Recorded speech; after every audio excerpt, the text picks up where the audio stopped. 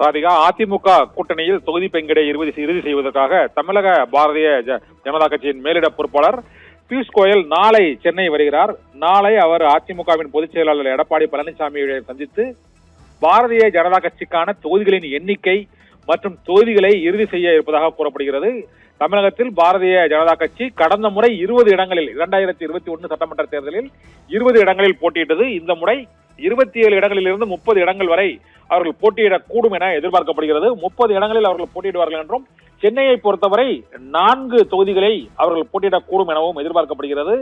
வேளச்சேரி, மயிலாப்பூர் மற்றும் துறைமுகம், தியாகராய நகர் உள்ளிட்ட 4 இடங்களை பாரதிய ஜனதா கட்சி கேட்பதாக கூறப்படுகிறது. இந்த இடங்களுக்கு அதிமுக ஒப்புதலை தெரிவிக்குமா என இன்னும் உடன்பாடு எட்டப்படாத சூழ்நிலையில் எதிர்பார்ப்பு நிலவி வருகிறது. துறைமுகம் தொகுதி மற்றும் சென்னையில் தியாகராய நகர் தொகுதி ஆகிய தொகுதிகளில் அதிமுக குறைவான வாக்குகள் வித்தியாசத்தில் அங்கு வெற்றி வாய்ப்பை இழந்த சூழ்நிலையில் தியாகராய நகர் மற்றும் வேளச்சேரி ஆகிய தொகுதிகளை இந்த முறை பாரதிய ஜனதா கட்சிக்கு வழங்குமா என்ற கேள்வி எழுந்திருக்கிறது. சென்னையிலேயே 4 தொகுதிகள் என்றும், இதே போல கன்னியாகுமரி மாவட்டம் மற்றும் கொங்கு மண்டலம் ஆகியவற்றிலும் குறிப்பிட்ட பல்வேறு தொகுதிகளை கேட்கிறது என்றும், தென் மாவட்டங்களிலும் முக்கிய தொகுதிகளாக அவர்கள் திருநெல்வேலி தொகுதியில் அந்த தமிழக பாஜகவின் தலைவர் நயனார் நாகேந்திரன் போட்டியிடக்கூடிய சூழ்நிலையில் தென் மாவட்டங்களில் திருநெல்வேலி மற்றும் தென்காசி உள்ளிட்ட பாளையங்கோட்டை மற்றும் கன்னியாகுமரி, நாகர்கோயில் மற்றும் பத்மநாபமங்கலம் உள்ளிட்ட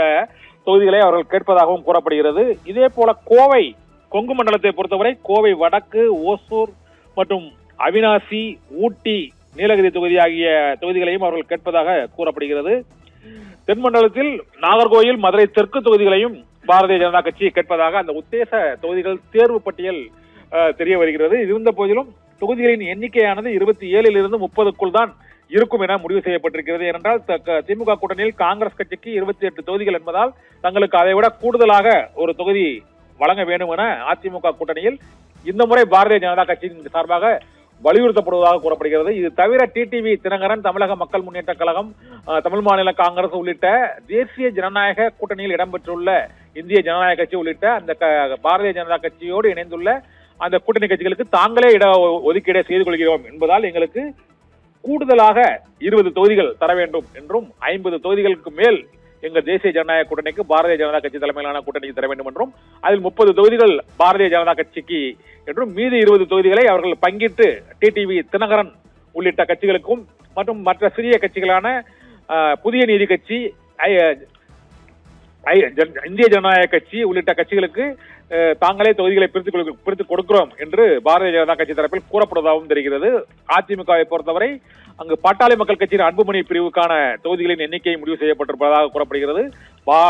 பாட்டாளி மக்கள் கட்சியை விட கூடுதல் தொகுதிகளை பாரதிய ஜனதா கட்சிக்கு வழங்க வேண்டும் என்றும், அதே போல திமுக கூட்டணியில் காங்கிரசுக்கு வழங்கப்பட்டதை விட தங்களுக்கு கூடுதலாக தொகுதிகள் வழங்க வேண்டும் என வலியுறுத்தி இருப்பதாகவும், 2024 நாடாளுமன்ற தேர்தலில் பாரதிய ஜனதா கட்சி 50 சட்டமன்ற தொகுதிகளில், பாராளுமன்ற தொகுதிகளுக்கு உட்பட்ட சட்டமன்ற தொகுதிகளில் கூடுதலான வாக்குகளை வாங்கி குறிப்பிட்ட 2ஆம் இடம், 3ஆம் இடம் ஆகியவற்றை பிடித்திருப்பதால் தங்களுக்கு ஒரு 50 இடங்களை தங்களது கூட்டணிக்கு ஒதுக்க வேண்டும் என பாரதிய ஜனதா கட்சி வலியுறுத்தி வருகிறது என்றும் தகவல்கள் தெரிவிக்கின்றன. நாளை பியூஷ் கோயலின் வருகை, இபிஎஸ் உடன் ஆலோசனை, நாளை மறுதினம் தொகுதி பங்கீடு உடன்பாடு கையெழுத்தாகும் என எதிர்பார்க்கப்படுகிறது. பாரதிய ஜனதா கட்சியுடன் கையெழுத்து ஆனவுடன் பாட்டாளி மக்கள் கட்சிக்கான தொகுதிகளிலேயும் அதிமுக அறிவிக்கும் என்றும், அதே போல புதிய நீதி கட்சி, இந்திய ஜனநாயக கட்சி மற்றும் தமிழக மக்கள் முன்னேற்ற கழகம், தமிழ் மாநில காங்கிரஸ் உள்ளிட்ட பாரதிய ஜனதா கூட்டணியில் உள்ள மற்ற கட்சிகளுக்கான இடமும் ஒதுக்கீடு செய்யப்பட்டு 2 தினங்களிலேயே அதிமுக கூட்டணியில் தொகுதி உடன்பாடு இறுதி நிலையை எட்டும் என்றும், அவை தொகுதிகளோடு அறிவிக்கப்படும் எனவும் எதிர்பார்க்கப்படுகிறது. ராதிகா.